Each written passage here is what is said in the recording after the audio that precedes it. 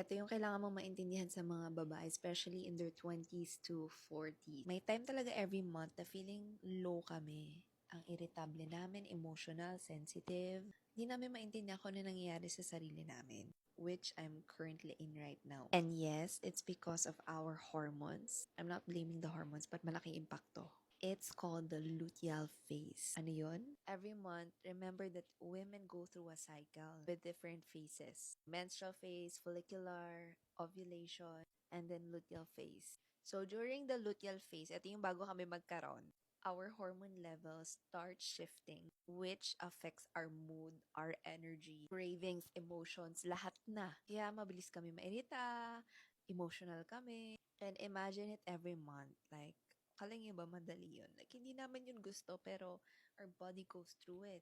So, kung meron kayong partner, meron kayong nanay, meron kang kapatid, pagpasensyahan nyo na guys. Kasi hindi namin kontrolado yung katawan namin kung ano nangyayari. And also to all women and ladies out there, if you're currently feeling emotional, unmotivated, sensitive, maybe nasa luteal phase ka lang. So, give yourself some space and don't be too hard on you.